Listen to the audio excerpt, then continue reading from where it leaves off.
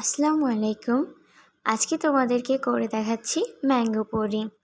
শুরুতেই পাকা পাকা আম টুকরো করে কেটে নিয়েছি, আর একটু বেশি করেই টুকরো করেছি যাতে এখানে আমের পরিমাণটা বেশি, যাতে ব্লেন্ডারে খুব ভালোভাবে মিহি হয়ে যায়। এবারে ব্লেন্ডারে টুকরোগুলো নিয়ে নিয়েছি, আমের কেটে রাখা টুকরো। এবারে এটা ব্লেন্ড করে নেওয়ার পালা।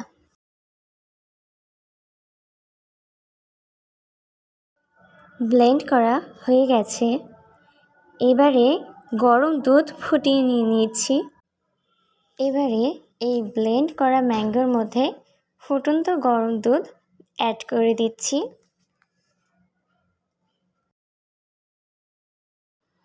পরিমাণ মতো চিনি।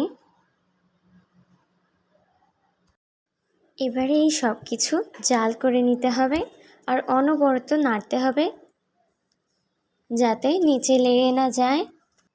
এবারে কর্নফ্লাওয়ার অ্যাড করে দিচ্ছি যাতে করে পুডিংটা ঘন হয়ে যায়। এবারে জাল করে নিয়ে ঘন হয়ে গেলেই নামিয়ে নিতে হবে। এবারে বাটিতে ঢেলে নিচ্ছি।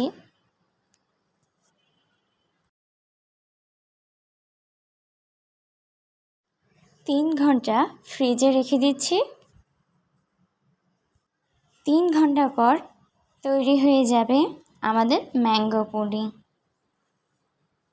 ভিডিওটি ভালো লাগলে লাইক, কমেন্ট আর সাবস্ক্রাইব করতে ভুলো না। আজ এই পর্যন্তই। সবাই ভালো থাকবে। আল্লাহ হাফেজ।